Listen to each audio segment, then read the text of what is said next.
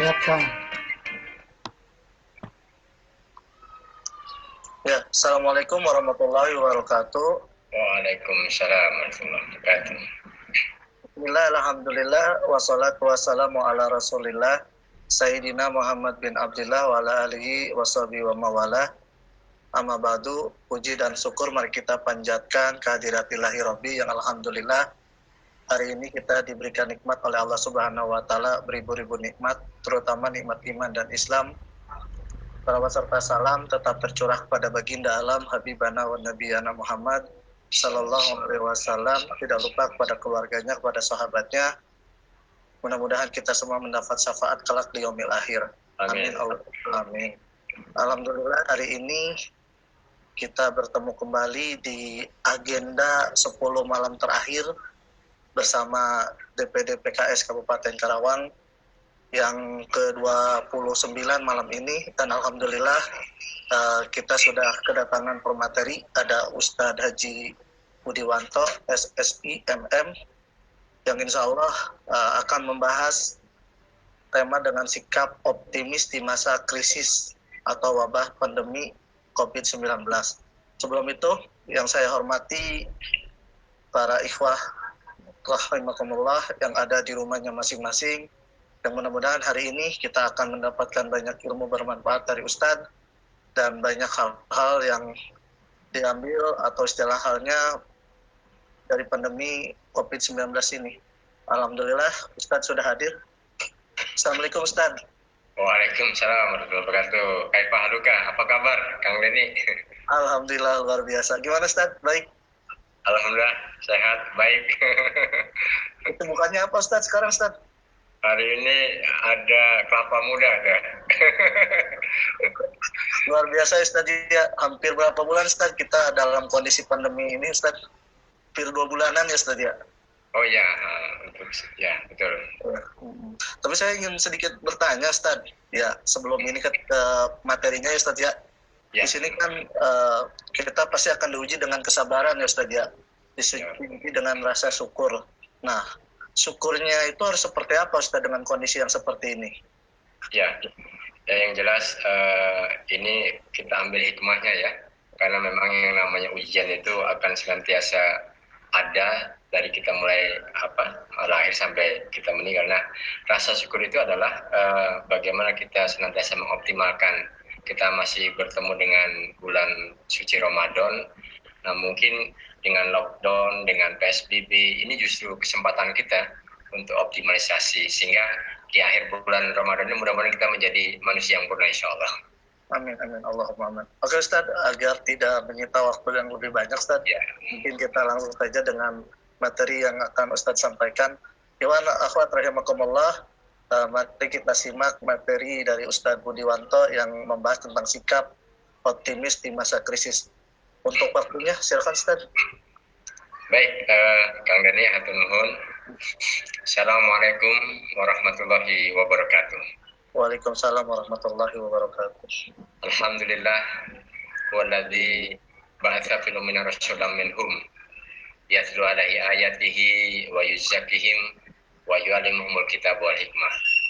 Asyhadu alla ilaha illallah wahdahu la syarikalah wa asyhadu anna Muhammadan abduhu wa rasuluhu la nabiyya ba'dah. Wa qala Allah ta'ala fi kitabihil karim, a'udzu billahi minasyaitonir rajim, bismillahirrahmanirrahim. Innal ladzina qalu rabbuna Allah tsumma istaqamu tatanazzalu alaihimul malaikah alla takhafu wa la tahzanu wa basyiru bil jannati allati kuntum tu'adun. Sadaqallahu. Sahabat Ramadan yang dimuliakan Allah Subhanahu wa taala, alhamdulillah kita bersyukur pada malam hari ini kita bisa bertemu walau dengan media online, dan kita juga bersyukur hari ini kita masih diberikan kekuatan oleh Allah Subhanahu wa taala untuk menyempurnakan ibadah Ramadan kita masuk ke hari yang ke-29. Mudah-mudahan kita semua diberikan kesehatan dan kekuatan oleh Allah Subhanahu wa taala. Amin ya rabbal alamin. Salawat serta salam senantiasa teruntuk kepada Nabi kita Muhammad Shallallahu Alaihi Wasallam. Sebelumnya mungkin saya ingin menyapa sahabat Ramadan semuanya. Mudah-mudahan kita semua dalam keadaan sehat ya, dalam keadaan keimanan yang full. Dan sama juga saya memberikan atensi, apresiasi dan selamat kepada panitia, segenap panitia yang telah menyelenggarakan kegiatan 10 hari terakhir di bulan Ramadan ini. Mudah-mudahan ini senantiasa bermanfaat buat kita semua insya Allah. Dan tentunya saya juga mengucapkan selamat apresiasi kepada PKS yang bisa memberikan ya pembelajaran kepada masyarakat. Jadi kehadiran PKS ternyata luar biasa, ini perlu kita apresiasi. Ternyata PKS bisa menghadirkan nilai-nilai edukasi, ya nilai-nilai pembelajaran kepada kita semua. Sahabat Ramadan yang berbahagia, tentunya pada malam ini adalah merupakan apresiasi buat saya, atensi buat saya karena diberikan materi yang kekinian. Dan saya ingin memulai bahwa seperti di pembukaan tadi, tentunya berbeda ya Ramadan kita dibandingkan sebelumnya, di mana hari ini kita dalam kondisi yang masih berada pada satu wabah, dan ini adalah merupakan bagian daripada ujian kita. Dan tadi sudah dikatakan bahwa ternyata manusia itu tidak pernah akan terlepas daripada ujian, cobaan, ya. Baik dia masih berada di dalam kandungan orang tuanya, ketika dia lahir, kemudian bahkan ketika mereka meninggal pun di alam kubur juga akan ada ujian-ujian, ada kesulitan-kesulitan ya. Bahkan di akhirat juga kita akan menghadapi kesulitan-kesulitan tergantung kepada amalia kita. Sebagaimana yang Allah gambarkan di dalam Al-Quran, laqad khalaqnal insana fi kabad. Sesungguhnya kami telah menciptakan manusia berada dalam keadaan susah dan payah. Dan tentunya jamaah Ramadan sekalian, inilah pentingnya kita untuk senantiasa belajar, ya. Pentingnya kita untuk senantiasa menjadikan pelajaran-pelajaran di masa lalu, ya, masa kini, dan bagaimana kita mencari solusi-solusi yang akan datang, yang itu semua harus menjadi perbaikan-perbaikan kita. Ya, Allah pun menggambarkan bahwa kita perlu mengintrospeksi ya apa yang sudah kita lakukan dulu ya hari ini, dan persiapan apa yang akan kita hadapi. Dan tentunya itu harus menjadi penguat kita ya. Allah berfirman, ya ayyuhalladzina amanu taqullaha wa tamjim nafsum ma qaddamat ligat wattaqullaha innallaha khabirum bima ta'malun. Hai orang-orang beriman, kata Allah, bertakwalah kepada Allah, dan hendaklah setiap diri memperhatikan apa yang telah dia perbuat untuk hari esok. Nah tentunya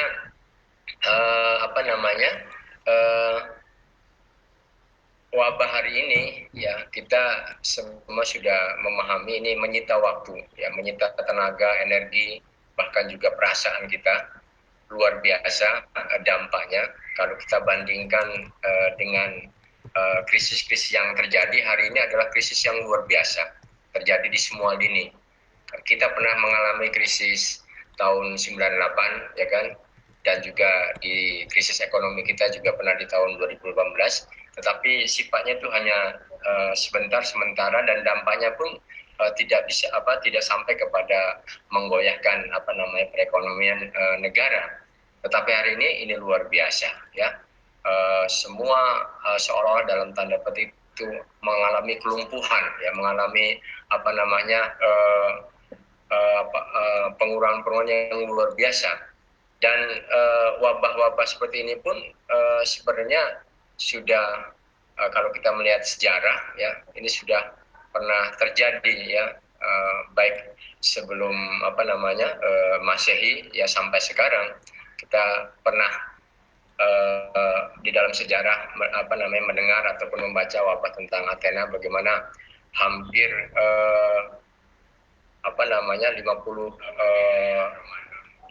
ribu orang meninggal, ya, kemudian juga bagaimana wabah Antonin Lakul, ya, jadi itu juga terjadi, bahkan kerajaan tentara Romawi pada itu hampir 15.000 orang meninggal, dan masih banyak lagi wabah-wabah yang lainnya yang terjadi. Dan kita melihat bagaimana terus wabah-wabah yang lain juga terjadi, dan baru-baru ini ya WHO telah mengumumkan, ya, per Maret kemarin tahun 2020 WHO mengumumkan akan adanya pandemi COVID-19 ini. Dan tentunya sahabat Ramadan sekalian, bahwa pandemi ini yang sebagaimana saya sampaikan tadi, ini luar biasa, ya, yang tadinya sifatnya lokal, ya, terjadi di Wuhan, ya, lalu kemudian kan menyebar, ya, sampai kepada hampir 200 negara, ya, terjangkit pandemi ini. Kemudian juga dari yang sifatnya kecil menjadi sesuatu yang menjadi raksasa, ya. Dan ini semua menyita energi, ya. Kita lihat perekonomian lumpuh, ya. Bahkan diprediksi bahwa kalau sampai ini terjadi lebih dari bulan Juli nanti, ini diprediksi ekonomi, ya, para pengusaha kita akan mengalami kesulitan, ya, untuk bangkit. Dan kita bisa bayangkan kalau ini terjadi sampai dengan Desember dan berikutnya, ini luar biasa, ya. Kita akan membutuhkan energi yang super, ya, untuk bisa bangkit. Nah, oleh karena itu ini adalah harus menjadi pembelajaran kita. Kemarin di data World Matter yang menyebutkan bahwa 4 juta lebih, ya, yang terjangkit, dan ada hampir 300 ribu, ya, yang meninggal dunia, dan yang dinyatakan sembuh. Pandemi ini adalah hampir 1,6 juta jiwa. Dan tentunya juga beberapa ahli, terutama dari Nexi, mengkategorikan, ya, ada beberapa zona merah, yaitu zona di mana penyebaran secara masif itu masih terjadi, ya, ada 62 negara termasuk Indonesia, ya. Dan ada zona kuning. Nah, zona kuning adalah nearly there, di mana mereka sudah melewati puncak, ya, masa puncak pandemi ini, tetapi juga sedang masih terjangkit, tetapi mereka masa puncaknya, optimumnya sudah berlangsung. Nah, ini ada 42 negara, ya, termasuk Malaysia, kemudian juga Iran, Prancis, dan lain sebagainya. Dan yang ketiga adalah zona hijau, ya, yaitu dikategorikan sebagai zona winning, ya, atau dianggap telah berhasil mengalahkan pandemi. Ya. Ada 40 negara, diantaranya adalah kita lihat di Asia juga ada negara Vietnam, Australia, Cina, Korea Selatan, Thailand, dan lain sebagainya. Nah, ini data ini masih terus tidak ada terus bergerak, ya, masih sesuai dengan kemampuan negara masing-masing untuk mengatasinya. Nah, sekarang pertanyaannya, bagaimana dengan Indonesia? Ya, kita sendiri kalau kita lihat kebijakan pemerintah sebenarnya sudah cukup optimal, ya, baik dari pusat maupun di daerah-daerah. Mereka melakukan PSBB, kemudian juga mereka mencadangkan rekomposisi dan refocusing anggaran. Artinya upaya itu sudah dilakukan.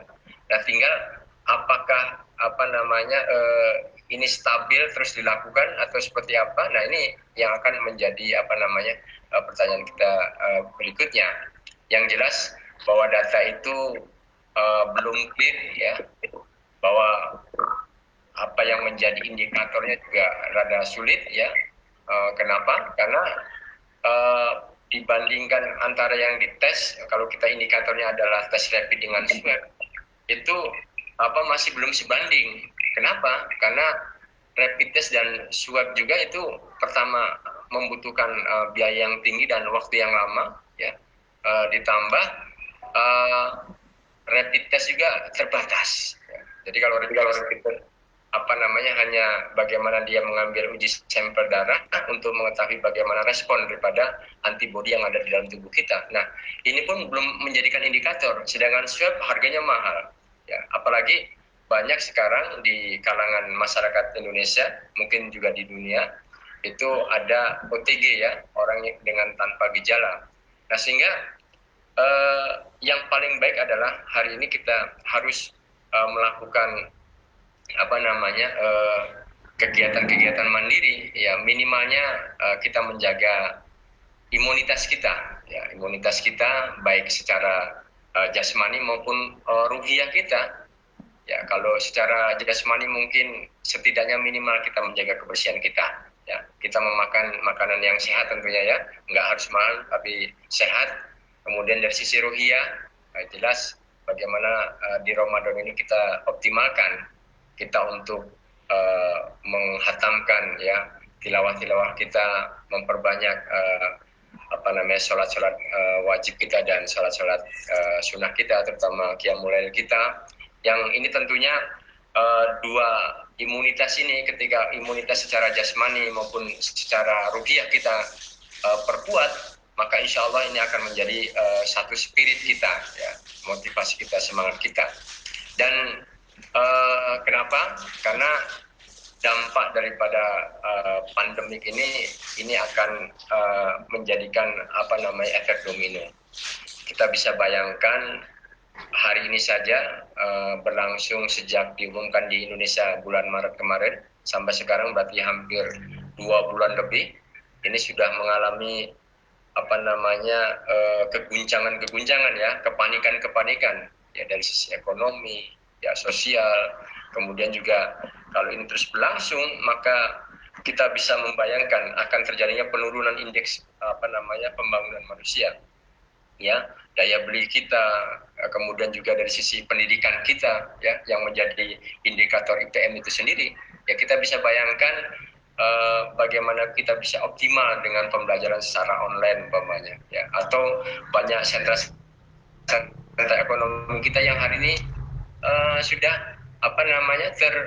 terhenti, ya. Kita bisa bayangkan ketika usaha-usaha mikro berhenti, kemudian perusahaan-perusahaan berhenti, ya, mereka tidak memiliki pendapatan, lalu kemudian perbankan juga akan pengaruh, ya, bagi yang punya kredit terjadi kredit macet, yang punya hutang nggak bisa nyicil, ya kan, semuanya. Maka efek domino akan terjadi.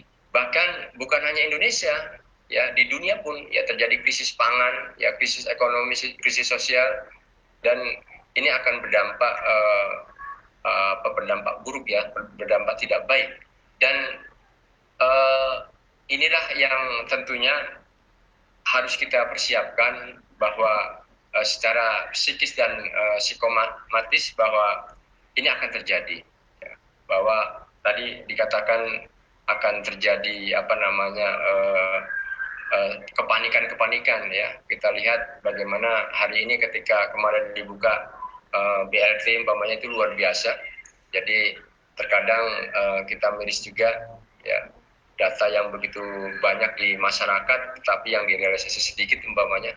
Sebenarnya negara ini tidak akan mampu, tidak akan kuat untuk membiayai hampir dengan 250 juta penduduk Indonesia dengan kekuatan yang ada. Ya, kekuatan keuangan kita kemarin sudah digelontorkan 401,5 triliun saja.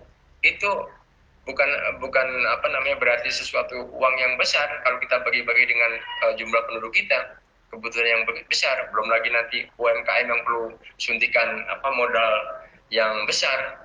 Ini negara tidak akan kuat, ya. Maka dari itu ini yang harus kita persiapkan, ini yang harus kita perkuat. Hanya ada dua pilihan, yaitu change or die.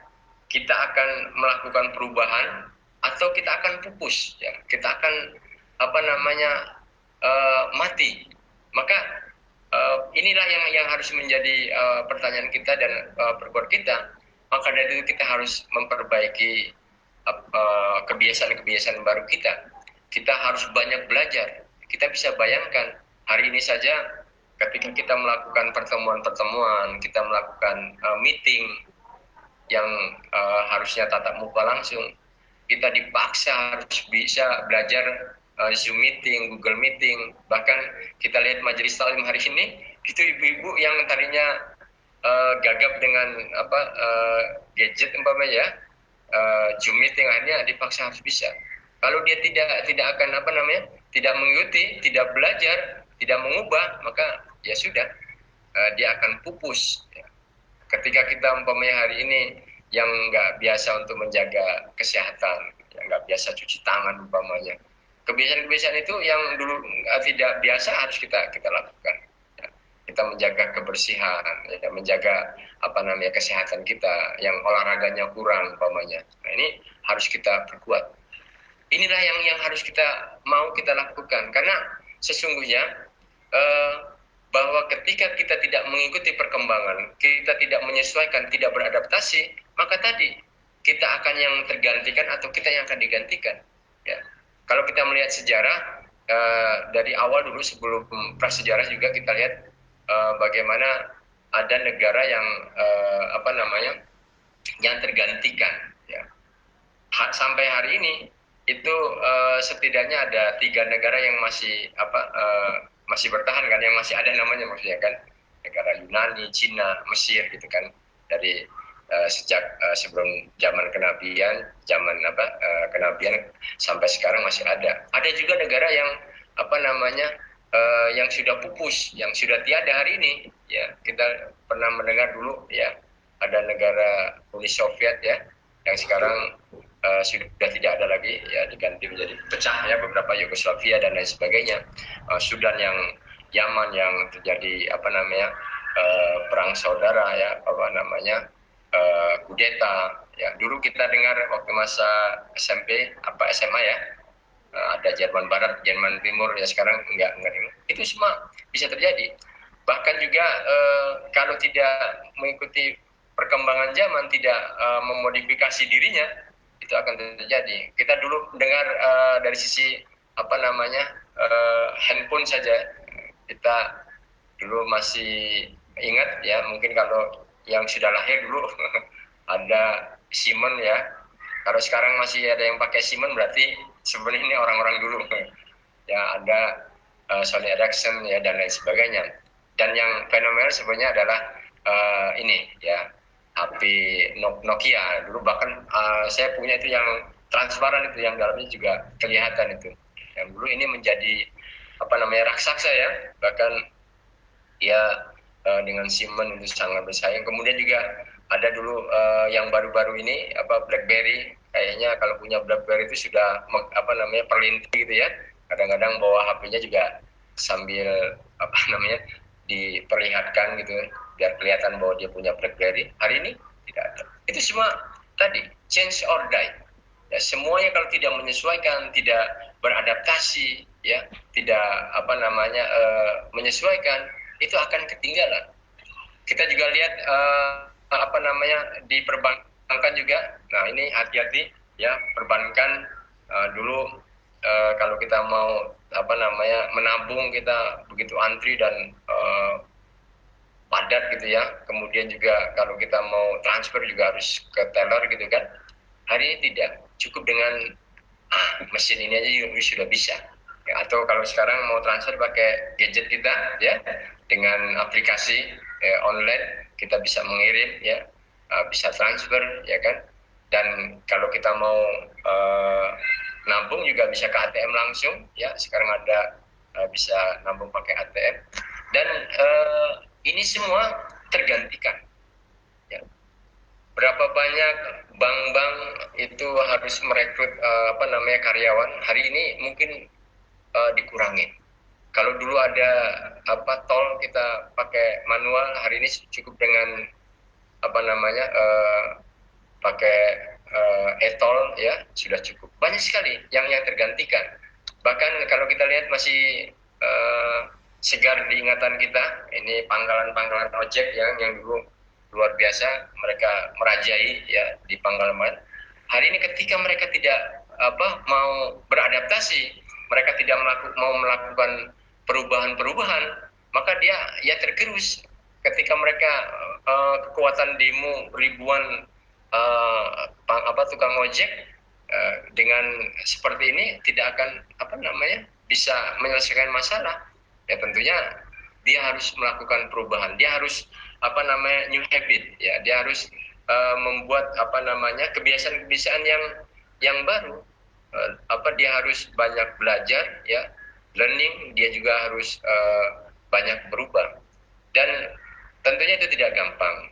Maka dari itu kita harus learning by doing, ya jadi kita harus belajar ya sambil bekerja, karena disitulah kesulitan-kesulitan itu akan terpecahkan dengan pengalaman-pengalaman kita. Dan sekarang kita lihat juga ya, yang setelah wabah COVID ini, ya ada 4 kategori produk yang tumbuh signifikan ya secara up to date, ya dari hampir setahun ini saja.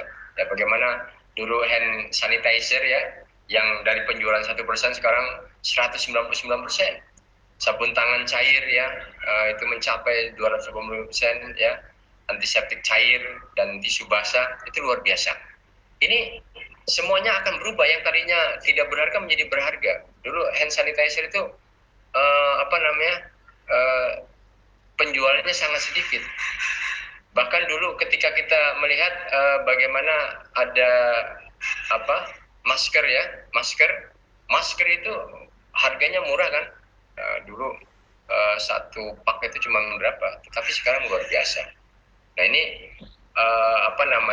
yang akan terjadi ketika kita tidak menyesuaikan, tidak beradaptasi, maka akan tergerus ya.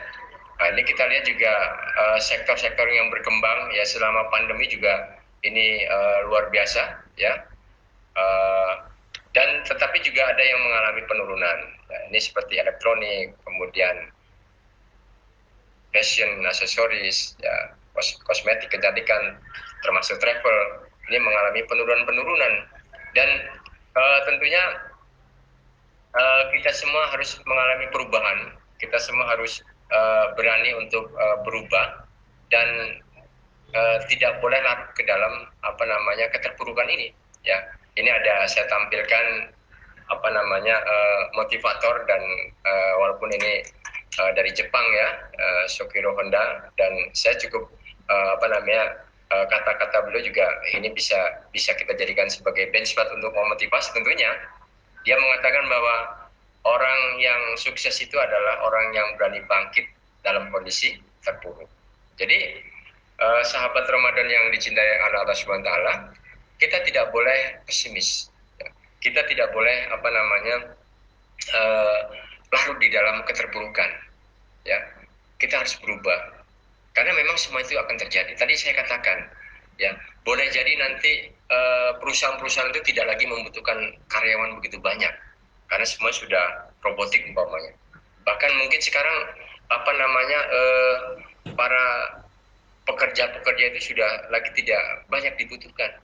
Nah, ketika kita larut di dalam keterpurukan itu, pengangguran kurang, kemiskinan meningkat, kemudian juga daya beli menurun, ya, terjadi krisis pangan, maka ketika kita tidak beradaptasi, kita tidak mau belajar, maka tadi kita akan tergerus, ya, kita akan hilang dari peredaran.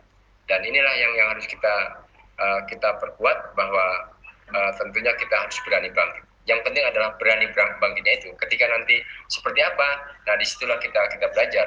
Ya.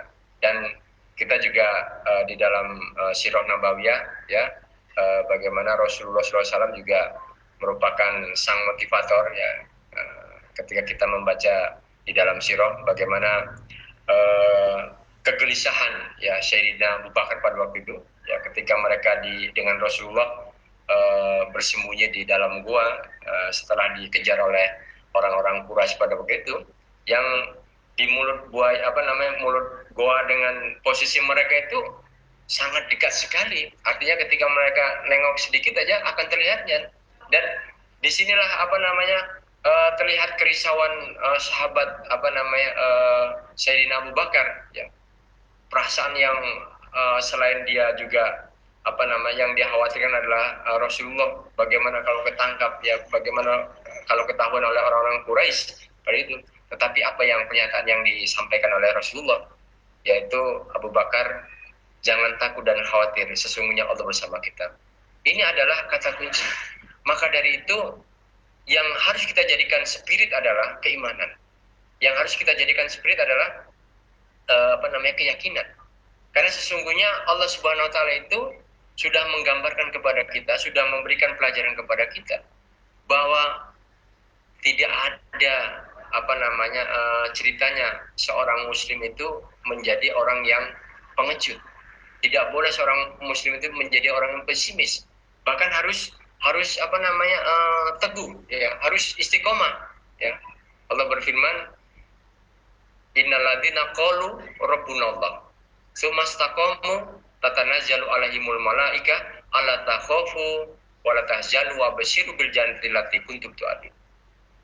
Orang-orang yang sudah mengatakan Rob kami ialah Allah, jadi lalu kemudian dia istiqomah, maka Allah akan mendatangkan para malaikat seraya berkata, janganlah kamu merasa sedih, jangan kamu merasa takut, gelisah, bergembiralah. Jadi optimislah kata Allah. Dengan apa? Dengan janji-janji Allah. Nah, itulah harus yang ada di dalam diri kita. Perkuat imunitas kita. Setelah yang jasmani tadi, ruhiyah kita. Kenapa? Karena tidak ada orang Islam itu, orang yang beriman itu pesimis. Karena kalau kita tidak ada keimanan, yang terjadi tadi, ekonomi nggak ada, kesulitan datang. Yang terjadi apa? Nauzubillah, kita frustasi, bahkan sampai menyakiti diri kita, ya. Itu tidak ada di dalam Islam. Maka dari itu sesungguhnya kita harus bangga, kita harus bahagia, ya, dan perkuat, ya, optimisme itu dengan apa? Meningkatkan kapasitas ruhiyah kita. Karena disinilah tadi di awal di mukadimah saya sampaikan bahwa kita ini tidak akan pernah luput daripada kesulitan-kesulitan. Hatta kita sudah meninggal pun di dalam kubur itu akan menghadapi kesulitan-kesulitan tergantung kepada amaliyah kita ketika di dunia. Oleh karena itu, inilah kalau kita mungkin bertanya, kenapa Allah kok menguji kita padahal Allah yang memberikan jalan keluarnya? Inilah rahasia Allah. Bahwa rahasia Allah itu akan menguji siapa yang orang-orang yang sabar, siapa orang-orang yang mendekatkan diri kepada Allah, siapa orang yang beriman kepada Allah, ya. Alladzi khalaqal mauta wal hayata liyabluwakum ayyukum ahsanu amala. Dan dialah Allah yang sudah menciptakan kematian dan kehidupan agar dia bisa menilai siapa yang paling baik amalannya. Nah, inilah kata kuncinya, bahwa keimanan, bahwa motivasi itu tergantung kepada kedekatan kita kepada Allah, ya, ruhiyah kita kepada Allah Subhanahu wa taala. Nah, oleh karena itu, sahabat Ramadan sekalian, ini yang paling penting. Jadi setiap orang mempunyai kemampuan, setiap orang mempunyai potensi, ya. Semua orang, ya, sekecil apapun itu ada potensi-potensinya. Oleh karena itu, ketika potensi ini kita optimalkan, ya, kita pergunakan, kita arahkan, maka dia akan menjadi kompetensi, ya, dia akan menjadi sesuatu kemampuan yang luar biasa. Dan sebaliknya, ketika dia lemahkan, dia tidak gunakan, tidak ada ide-ide, gagasan, maka yang terjadi adalah pelemahan, ya, penurunan, ya, impotensi. Nah, oleh karena itu kita harus harus berani, ya, pada kondisi saat ini harus berani bangkit, ya. Kita harus berani untuk menghadapi, ya, jangan lari, ya, kita hadapi. Dan kita perlu lakukan bersama-sama. Karena apa? Ketika kita sendirian juga sulit. Jadi hari ini adalah bagaimana kita melakukan epidemi ini, ya, pandemi ini, ya, secara sosial, ya, melibatkan semuanya. Nah, di sini ada beberapa manajemen risk, ya, di mana secara tradisional, ya, ternyata kalau kita lihat pada zaman kerajaan Mataram pada waktu juga pernah terjadi, ya, musibah-musibah, ya, di mana terjadi wabah, ya, musibah, dan seorang raja mengambil keputusan bagaimana dia untuk melakukan survival pada waktu itu.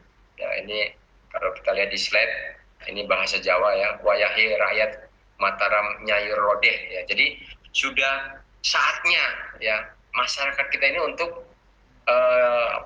mengoptimalkan potensi yang ada di kebun-kebun kita ya, yang ada di sekitar kita dengan 7 warna. Kalau 7 warna ini bisa kita identikan bagaimana takwil daripada Nabi Yusuf pada waktu itu ya, menerjemahkan mimpinya raja pada waktu itu dengan bahwa akan terjadi 7 tahun ya masa krisis ya pada waktu itu, dan ada kesempatan 7 tahun untuk menanam ya.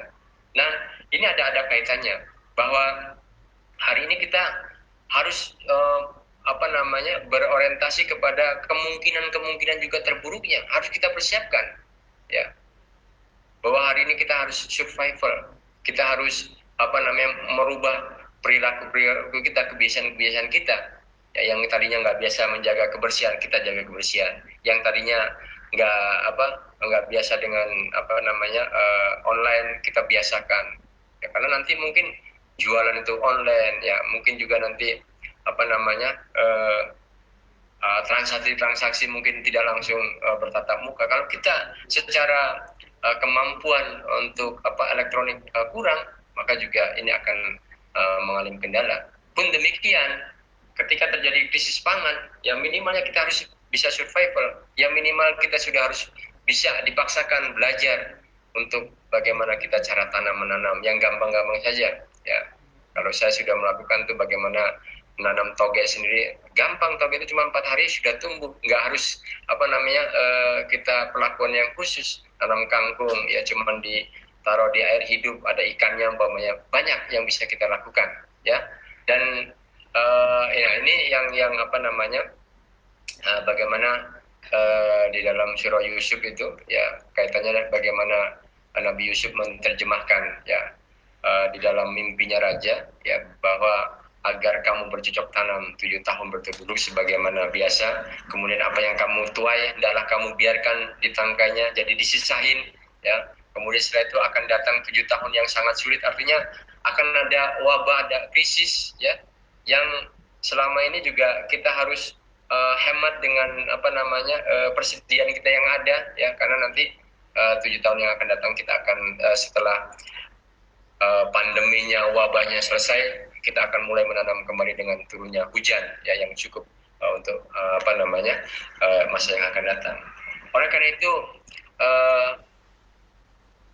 kita perlu ada kerja teamwork ya, kita ada kerjasama, apalagi ini adalah Partai Keadilan Sejahtera. Ini luar biasa, saya lihat dia bukan hanya mengurusi masalah politik, tapi dia secara sumulia yang menyeluruh.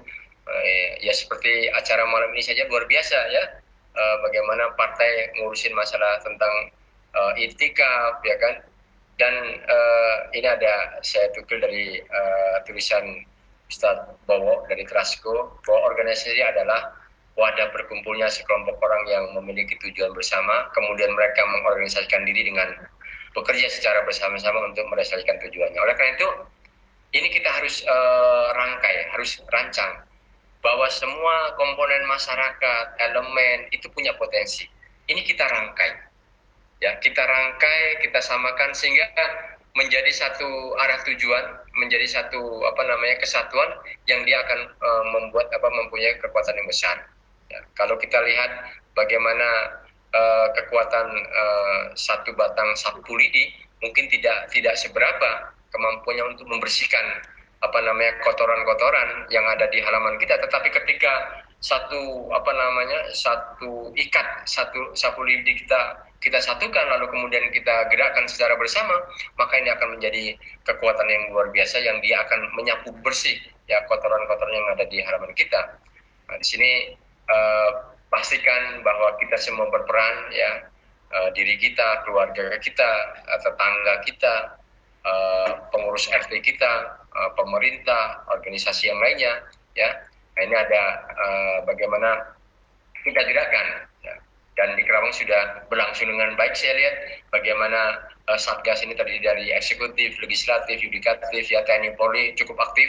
Ini luar biasa. Dan itu juga harus kita gerakan. Tinggal konten-kontennya yang harus kita perkuat. Hanya bukan sekedar seremoni saja, tetapi kontennya itu. Kita harus menjadi panglima ide, gagasan, yang itu semua menjadi optimal. Ya, jangan sampai uang yang sudah dikeluarkan banyak, tetapi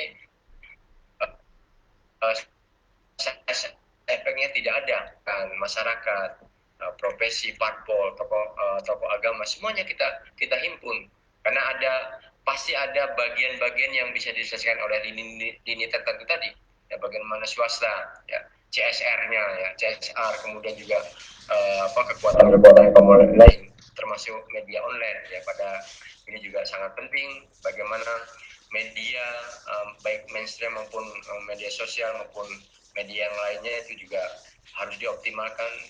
Kalau bisa membuat tenang masyarakat, medianya tidak membuat kegaduhan, tidak membuat kekacauan, gitu ya. Bagaimana semuanya peran. Nah, ini semua harus satu komando, semuanya harus satu visi yang sama, share vision, visi bersama. Ya, nggak bisa umpamanya visinya pemimpin A lalu kemudian diterjemahkan menjadi B, tidak bisa. Ini semua harus menjadi satu kesatuan. Ditentukan dulu apa tujuan kita, ya. Bagaimana hari ini tugas kita adalah kita untuk pencegahan, penanggulangan, dan bagaimana pasca, yaitu untuk recovery. 3 hal ini yang harus dipikirkan, sehingga apa nih kira-kira program atau kegiatan yang cukup efektif. Kita tidak lagi berpikir benar atau salah, tetapi berpikir mana yang efektif, mana yang tidak. Pun demikian kita di keluarga harus menjadi satu kesatuan. Kita sebagai kepala keluarga, kita bicarakan, tentukan bagaimana nih untuk keberlangsungan pendidikan anak-anak kita, bagaimana ekonomi kita, ya kan? Bagaimana sosial kita kepada masyarakat. Itu semua harus menjadi satu kesatuan, sehingga ayah, ibu, anak itu menjadi gerakan yang sama, yang menjadi gerakan-gerakan yang teratur. Nah, oleh karena itu, terakhir yang ingin saya sampaikan adalah bahwa awal perubahan itu harus dihadapi dengan menghadirkan sikap optimis, ya. Optimisme yang harus kita hadirkan. Karena optimisme ini ketika sudah luntur dari kita, sudah hilang dari kita, maka yang terjadi adalah tadi kekacauan. Yang terjadi adalah kegelisahan, ya, kegundah gelisahan. Nah, optimis ini bisa lahir tadi 2 hal. Yang pertama adalah imunitas dari sisi jasmani kita maupun imunitas daripada sisi ruhiyah kita. Nah, sahabat Ramadan sekalian, ini adalah malam-malam terakhir kita optimalkan, ya, bahwa 2 atau 1 hari yang akan datang Ramadan ini tidak boleh terlewatkan. Karena ending daripada Ramadan ini adalah bagaimana kita menjadi manusia yang takwa, manusia yang purna, sehingga terjadilah akidah yang full, terjadilah ibadah yang full, amalia yang full, yang semua menjadikan spirit kita. Karena spirit yang paling besar di dalam kehidupan manusia adalah spirit Islam, ya, spirit ruhiyah. Kalau ruhiyahnya lemah, maka akan mempengaruhi semuanya. Oleh karena itu, mudah-mudahan, ya, dengan jasmani, imunitas jasmani yang kuat, yang bugar, yang sehat, dan ruhiyah yang keimanan yang tinggi, ruh yang tinggi, ini akan memberikan dampak pada optimisme kita.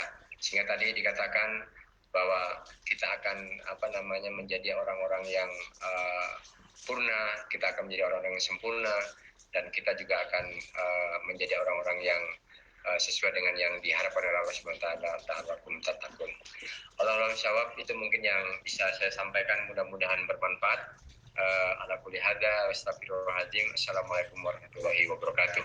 Waalaikumsalam warahmatullahi wabarakatuh. Alhamdulillah, ya teman-teman, alhamdulillah kita sudah dapat ilmu yang bermanfaat dari pertemuan hari ini. Kemungkinan satu hal yang mungkin kita kan sekarang dari zaman kemarin, dan alhamdulillah luar biasa, ya, sosmednya itu dengan kondisi yang pandemi seperti ini, sampai kajian sekarang pun semuanya serba online. Ya, betul. Bahkan Bahkan jualan aja baju Jualan yang ya. dengan kondisi seperti ini kita bisa ambil banyak hikmah ya Ustaz ya. Ya, betul betul. Oke, teman-teman ikhwan akhwat rahimakumullah, barangkali yang mau bertanya silahkan di akun FB-nya PKS Karawang. Nanti insya Allah Ustaz akan menjawab pertanyaan dari teman-teman.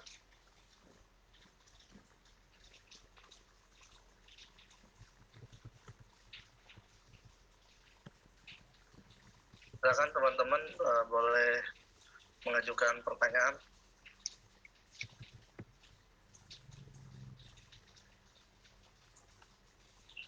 Dan luar biasanya tahun ini semua tidak mudik ya Ustaz. Ya, ya. Jadi menghemat sebenarnya. Menghemat juga. Biasanya setiap tahun itu biasanya kita ada posko mudik ya Ustaz ya. Cuman tahun ini kita nggak ada. Nggak ada ya, nggak ada.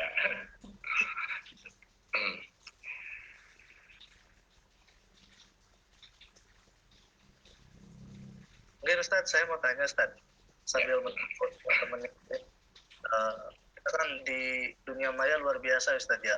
Kita dalam kondisi Ramadan ini terkadang saya sendiri ngelihat FI itu seperti apa gitu kan.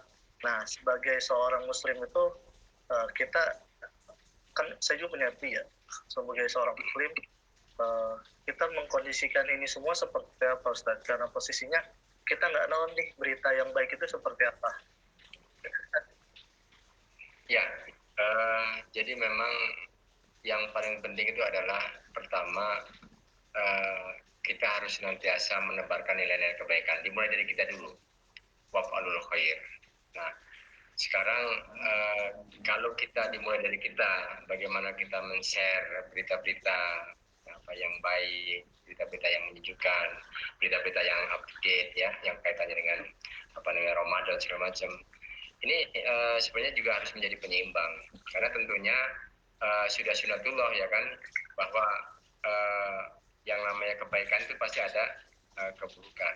Maka dari itu ya kita yang tentunya sebagai nahnu duat ya, yang senantiasa mempunyai kewajiban untuk menebarkan nilai kebaikan, ya minimal ketika mendapatkan, karena itu kan tidak bisa dicegah kan, Facebook semacam, minimalnya kita tidak ikut men-share gitu kan. Kita harus ada tabayun ya, kadang-kadang kan kita ini karena kadang-kadang sering sering meng-share ya langsung ketika ada berita gitu tidak dikonfirmasi dulu, tidak tabayun, kita langsung share.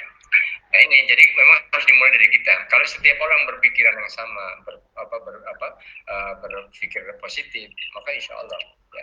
Dan yang kedua juga tentunya kita tidak perlu membuat berita-berita yang tidak benar.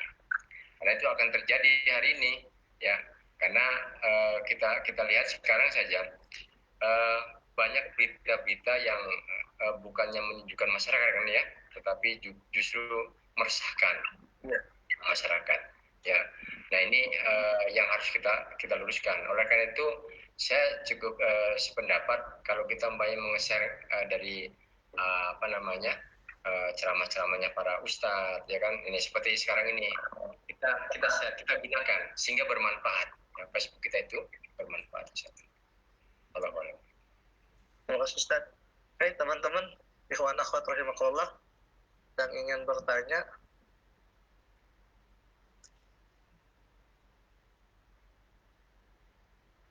ya, mungkin kalau nggak ada yang tanya bisa lewat ini nanti ya, Facebook atau WA. Di Japri. Ya, mungkin bisa dipertanyakan nanti kalau ada pertanyaan ke web Ustaz atau istilah ini. Mungkin Ustaz, statement dari pertemuan hari ini. Silakan Ustaz. Ya, tentunya kita sebagai hamba Allah, bahwa hidup ini terakhir akan kembali kepada Allah. Maka dari itu perkuatlah keimanan kita ya, jangan kita ingkar kepada Allah sebagaimana proses kehidupan kita, bahwa kaifa takfuruna billah, wa kuntum amwatan fa ahyakum summa yumitukum summa yuhyikum summa ilaihi la turja'un. Jadi jangan sampai kita ini mendapatkan kecaman dari Allah Subhanahu wa taala. Mengapa kamu ingkar kepada Allah? Padahal kamunya tadinya mati, lalu Allah hidupkan dan Allah matikan dan Allah hidupkan kembali dan kepada Allah kamu akan kembali. Artinya bahwa ending daripada episode kehidupan kita ini nanti akan kembali kepada Allah. Oleh karena itu, bekali diri kita dengan keimanan dan ketakwaan dan isi sesuatu dengan yang bermanfaat, tentunya dengan rasa optimis. Maka optimis itu adalah 99% daripada solusi insya Allah. Oke, mungkin cukup Ustaz ya. Terima kasih banyak. Ya, terima kasih banyak Denny dan kepada PKS yang sudah memberikan kesempatan kepada saya dan kepada pemirsa sekalian. Sebentar Ustaz. Terima kasih. Ternyata ya. Luar biasa ya. Mungkin saya ada pertanyaan Ustaz. Bolehkah Ustaz? Nah, ini ya, boleh banget. Omar Ustaz, izin bertanya Ustaz. Jika pandemi ini berkepanjangan karena ketidakseriusan pemerintah, apa yang harus kita lakukan? Ya, seperti yang saya katakan tadi, kita harus survival minimal. Jadi yang terkecil adalah survival. Survival dari sisi ekonomi kita, ya, survival dari sisi pangan kita. Jadi ekonomi bagaimana kita sudah yang tadinya di pabrik umpamanya, ya memang harus bisa berani, ya tadi harus berani bangkit dengan aktivitas yang lain. Kita harus sudah dipaksa sekarang belajar bagaimana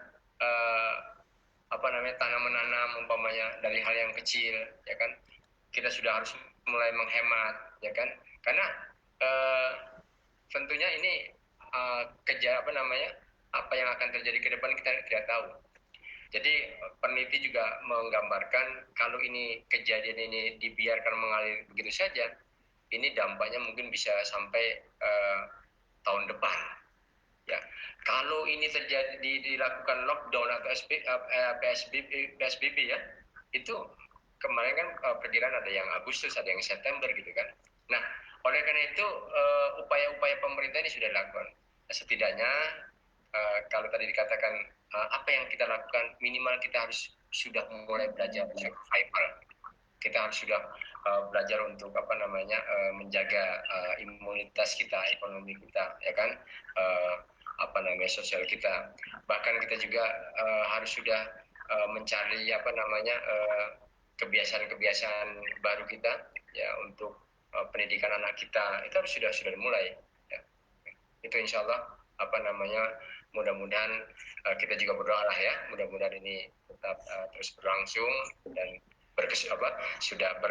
bisa diakhiri pandemi ini, dan kita tentunya harus banyak berdoa ya, terutama di akhir ini insyaallah. Terima kasih Ustaz. Mungkin pertanyaan satu ya.